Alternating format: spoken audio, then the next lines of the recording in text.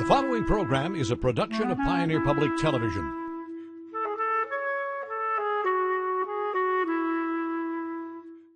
What got you hooked on it when you were introduced to it? What did you like about it? I would say the biggest thing is like the suspense and the thrill. Because you can sit for hours or days without seeing a fish, but the anticipation when you see a giant northern pike come in the hole, it's worth the wait. They don't come loose very often. They're epoxied in there real solid. And, you know, if they use them a lot, they can crack a little bit. But I can usually touch them up for them and get them back in the water again. So. The whole thing is that we're aiming for is to be able to treat more water on a given footprint. So that's, you know, we're doing research. Eventually, the practicality will have to work out. But what we're trying to do is greatly increase the flow for a given size bioreactor.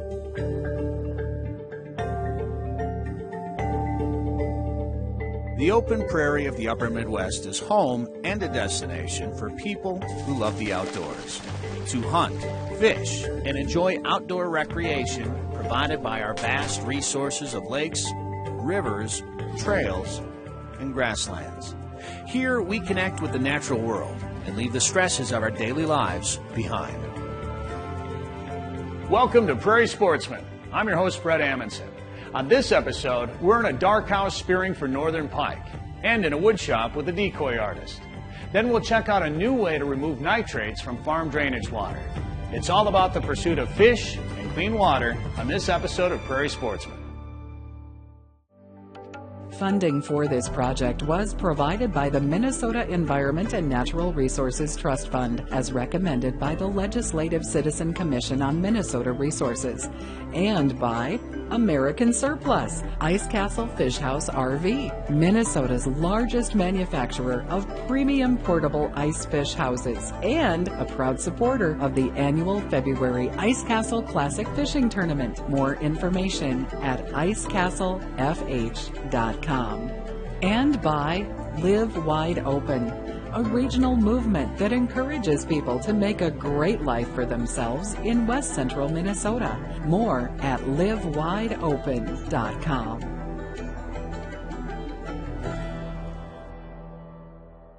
The tradition of spearing fish goes back thousands of years, maybe more. Once done for survival, it's now become a popular recreation in the region when the lakes freeze over. In western Minnesota, one destination that gets dotted with dark houses is Lac du Parle Lake. Appleton resident Cody Thomson and I decided to head out one morning and take a stab at spearing. Spearing requires making a big hole in the ice. To save time and a lot of effort, a good reliable powered ice auger is essential equipment.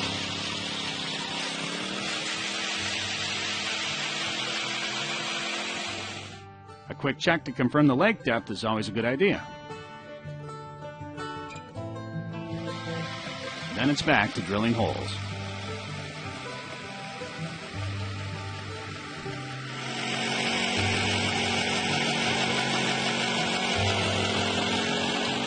In the old days, holes had to be drilled with hand augers. Things are much quicker and easier now.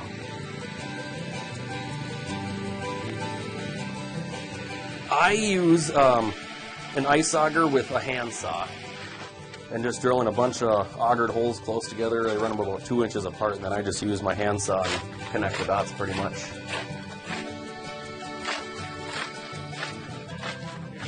And then I use my ice tongs and pull out all the blocks, and then for a significant amount of slush after you've drilled 20 holes, I use like a trout net as a big ice skimmer, just to speed up the process. Back the house back over the hole and sit and wait.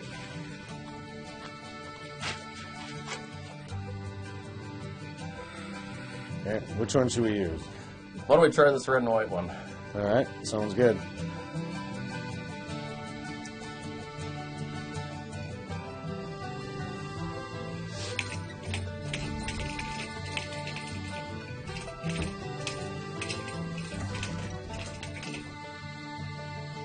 Smaller red and white decoys can be great for attracting good eating size northern. What do we got planned this morning? Well, we got a big hole cut. We got our decoy down and hoping to spear a northern pike today. Have you seen a lot of fish around here? It's been pretty good so far. Last few weeks it's been better than average, so. Well, we got a box full of decoys that we're going to try out today. We each got a couple of spears. Now we're going to sit and wait. And here we're in about 6 feet of water, and decoy is going to be down about 18 inches. I'd say this year's been better than the past few years, and the clarity right now is not as good as it can be, but a couple weeks ago the clarity was perfect. You could see the bottom and all the detail. Usually, if I can get them to come in, I usually got my decoy centered in the hole the best I can. If I need to improve my shot or try to get the northern centered up, I'll actually sometimes move the decoy to get him to come over to certain parts of the hole to center himself.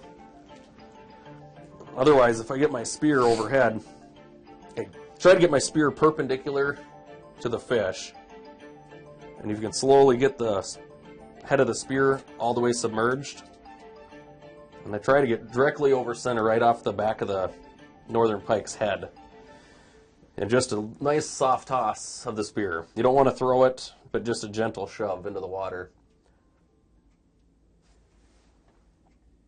This spear is a lot of forward weight. It's extremely sharp on the barbs. Pretty much will not let a fish get away. Where I've had some other spears with the smaller barbs, and once in a while you'll lose one if it's a big fish and they're strong enough to swim away. But this one pretty much holds the fish in place till you can get it up out of the water. I know some people that'll switch out a decoy every half hour, every hour. A lot of times maybe I'll switch out decoys once a day. If I'm spending all day out here, swap it out. It's a rather new decoy, so I just kind of started using it a couple weeks ago. And when it's been down there, I've had a few come into it, and one big one. One was probably about 36 inches that came up to it. Nice. Usually keep my decoy on the pretty calm side. I don't swim them a whole lot, so the northerns come in usually pretty slow. So if I can get them come in and sit looking at the decoy, it usually gives me a perfect shot. So usually if I throw at a fish, it's usually pretty good odds I get them. You ever lose the spear with the fish down in? There's actually one time I had a buddy with, and tossed the spear and actually got a fish, and it was laying on the bottom, and he started pulling the rope back up, and there was no spear there. Whoops.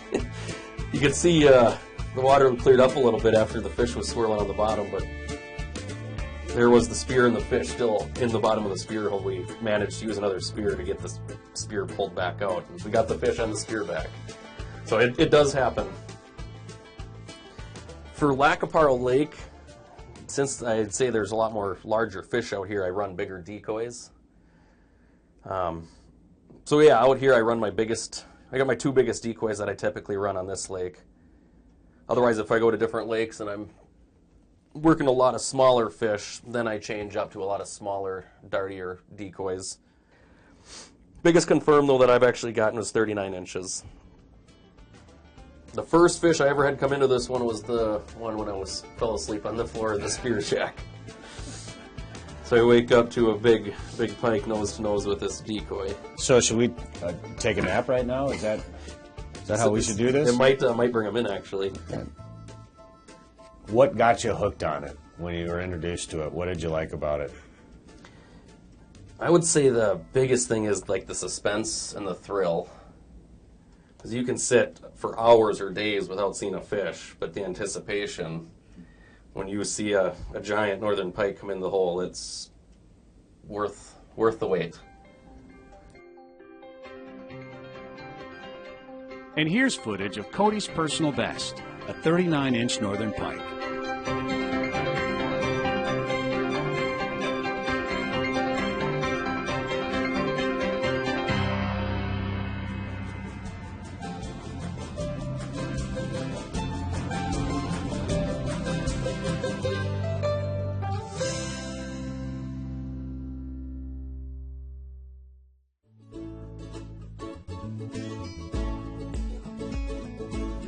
Hi, I'm Tim Plude. I'm with the Minnesota Department of Natural Resources. I'm an invasive species specialist out of Hutchinson, and I am here at Florida Lake in Candy, Ohio County. Florida Lake has had Eurasian water milfoil and recently have just been listed as zebra mussel infested. Here I have both Eurasian water milfoil on the bottom there and northern water milfoil on the top. The invasive Eurasian water milfoil does not have any of the predators, pathogens, or parasites to keep it in check or in balance, so it'll outcompete native vegetation and create monotypic dense stands or beds. This is a stick that was pulled out of Lake Minnetonka, and it's covered in zebra mussels. With zebra mussels, like this stick, they will attach to most of your boating equipment. If you leave your boating equipment in the lake for months at a time, like typical lake residents do, if your lake is highly infested, they will cover your equipment, your docks, your boats. The inside of your motor will look like this. And so not only bad for the lake and overall lake health, but also a recreational nuisance.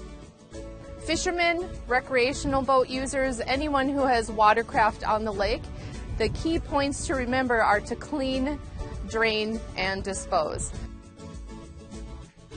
This segment has been brought to you by the Aquatic Invasive Species Task Forces of Big Stone, Candy, Ojai, and Yellow Medicine counties.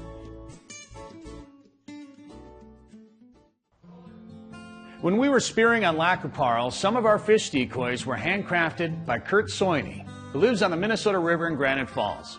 We stopped by his studio to see an award-winning craftsman at work. Curt Soine has been carving decoys for over 30 years. His wide variety of fish, waterfowl, shorebirds, and wild creatures have won numerous awards around Minnesota and the upper Midwest. When Curt retired from his job at UPS about 5 years ago, he built a studio where he spends countless hours carving and painting his creations. I spend a lot of time in here. I come out here just about every day. And it might only be 2 or 3 hours, or it might be 5, 6. I do fish decoys. I do shorebirds, ducks, geese, swans. I have a lot of shorebirds. Shorebirds are a lot of fun. I've made raccoons and otters and turtles and submarines and airplanes and make a lot of frogs. Yeah, it's just something different. My submarine was the first place in Parle, and I had a P-51 that got third. So yeah, some of the oddball stuff is kind of fun. All of this amazing work started back in 1983, when Curt was just trying to please his wife. My wife saw a swan decoy in the catalog, and it was about $400, and I didn't have $400 to spend on it, so I thought, well, that doesn't look so tough, I could make one of those. So I tried, and it was a little tougher than I thought. And it took me a whole summer, and she finally got it the next year on her birthday. So when Curt started making decoys, he primarily crafted waterfowl, such as ducks and swans. In recent years, he's been carving more shorebirds and fish. When we stopped by his studio, he showed us how he turns a block of wood into a flashy fishing decoy. This is how the decoy will start out, as a block of wood. I'll draw the 2 views on the block, and then I'll saw it out with the bandsaw. And then after it's cut out on the bandsaw, it looks like this. This is where I start carving. And I'll use a knife to whittle it down and put the details in. Make sure the fins get symmetrical and the same height up. I use a block of wood and my pencil to draw a line on each side, so that the fins will stay on the right plane. It'll come out looking like this. This is ready to. It's got all the detail carved in the head. And this is for top fin on its little walleye.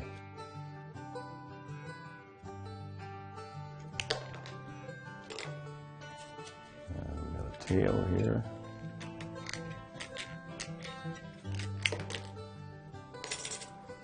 These are just the patterns that just trace them on with a Sharpie and cut them out with the snips. And after I drill holes in the stomach, then I pour my lead in there, and then I seal the wood really good, because now it's time to see how they swim, see if they sink. The fins here and the tail are turned so that they swim in a circle. I also reinforce the tails. I'll drill holes through everything and I use toothpicks for pegs, and then they're put in with 2-part epoxy that's real strong. So it keeps the tail from splitting, and you can bend it to make it turn sharper or just adjust it. For swimming, you put them in a tank and you jig them, and they should, in contests they'll judge them. They want them to float level, and when they drop the jig stick, they want them to sink and swim in a circle.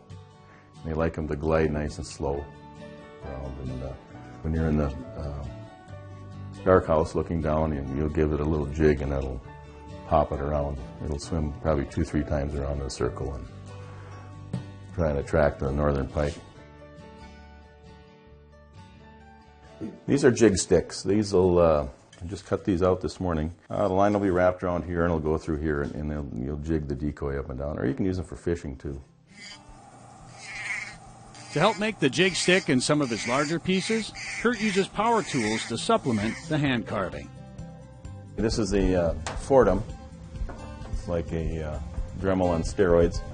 I use that for roughing out the ducks and bigger stuff. All the fish I carve with a knife, but I'll put a sanding drum on here now, and I'll smooth this all out, and then I'll get down to the hand sanding. Wear a mask because this is made out of cedar, and it's not too good on your lungs. After carving and sanding, the next step is painting, typically with acrylics. To pattern his designs, he draws from photos, then adds his own artistic twist.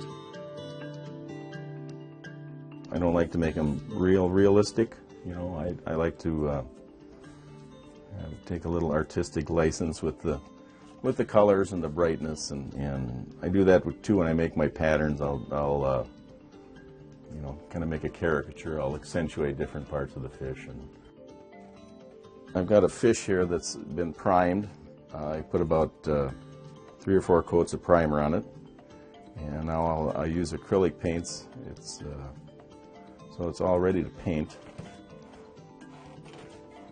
And this is a white fish, so it'll be whiter on the bottom, and it'll turn to gray and darker on top. And I make everything a little brighter than the actual fish, so I think it attracts more.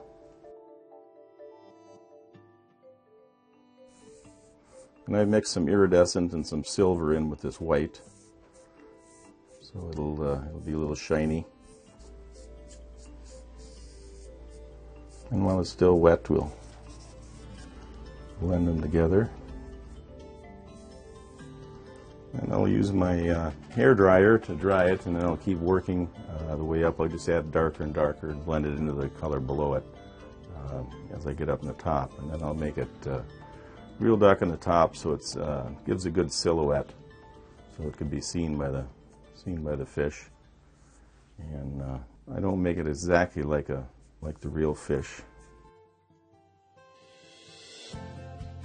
When he's finished, Curt will give the decoy 4 or 5 coats of polyurethane, so it's sturdy and shiny.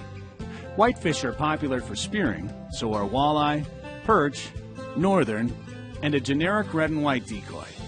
They'll last 4 to 5 years, but sometimes customers bring them back for a little tune-up. I repair some once in a while. They'll have bite marks in it from the northerns. Sometimes the noses will be scuffed up, fins will bend. They don't come loose very often. They're epoxied in there real solid. And you know, if they use them a lot, they can crack a little bit, but I can usually touch them up for them and get them back in the water again. So.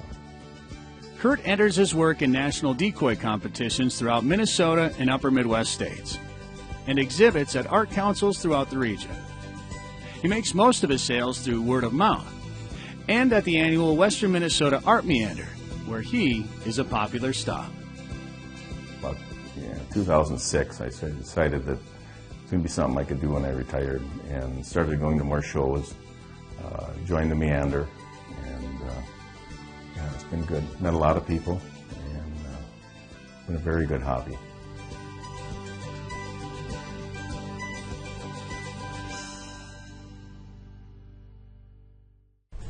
Minnesota is the land of sky blue waters, where we fish, recreate, and support our livelihoods.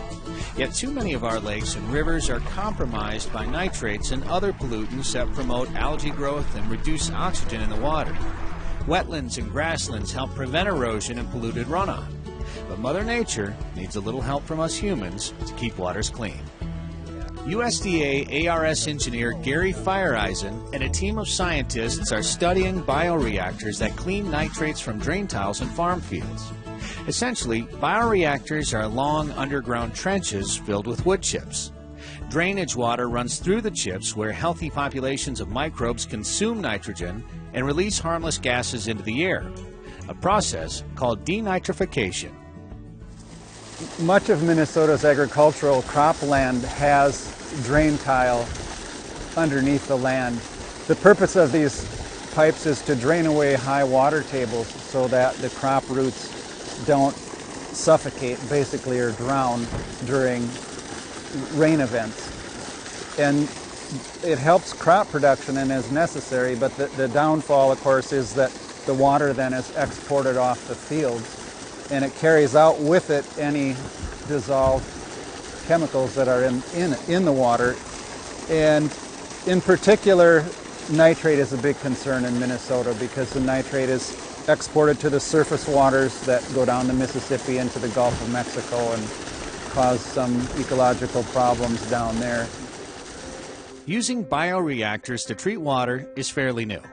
Most are located in upper Midwest Corn Belt states, primarily Iowa. The warmer the temperature, the better they work. Last year, Gary and his team from the University of Minnesota started running tests at one of the biggest bioreactor studies in the world near Willmar, Minnesota. They're looking at ways to make bioreactors work more efficiently during Minnesota's cold springs, when winter snow is draining off the farm fields. The water is almost too chilly for microbes to work well, but a carbon boost may help. Microbes are like we are, they move a little slower in the cold. So we're hoping that we see the same results in the field that we've seen in the lab. The 360-foot-long study area is on a farm near Lake Wakanda. The 8 bioreactor units and an extensive system of pipes, pumps, inlets, and outlets ensure that the water flow and temperature is identical in each segment. A water sampler, data loggers, and other equipment are run on 12-volt DC batteries charged by solar panels. And what we have done here is have replicated bioreactors that are each about 38 feet long or so, and they will be used in a scientific study. There are a couple of things we're trying here that have not been tried in the field before by others. One is to add specific microbes that have been taken from the water and the mud in the stream here, and the microbiologists have sorted through these to find ones that work particularly well in cold weather for the denitrification process. So 2 of the bioreactors have had these microbes, these special microbes, put into the inlet end of the bioreactor. For 2 of the other segments, we've done a technique which we call biostimulation, and that's adding a liquid carbon source. We're using an acetate to stimulate the microbes and make it easier for them to denitrify the nitrate. Each segment has 6 ports that hold baskets of wood chips. Individual packets of chips are sent to a lab for DNA testing. So one thing we've seen in the lab, we know if you do add a carbon source, the wood chips will last longer. We know that. When researchers determine the best microbial system, they'll scale it up for a full-size bioreactor. They're also testing crop residues, such as corn cobs, that could supplement or replace wood chips. Right now, researchers estimate it costs $1 to $1.50 to remove each pound of nitrate over the bioreactor's 40-year lifespan. To help a producer afford a bioreactor, a USDA program will cover about half the cost. Certainly, the idea with these bioreactors is that they're low maintenance. You know, you kind of dig a big pit, put some chips in there, you have some plumbing and piping and so forth, and kind of walk away. And for the most part, that's okay. Any kind of additional management or adding carbon will increase the cost. The whole thing is that we're aiming for is to be able to treat more water on a given footprint. So that's, you know, we're doing research. Eventually, the practicality will have to work out. But what we're trying to do is greatly increase the flow for a given size bioreactor.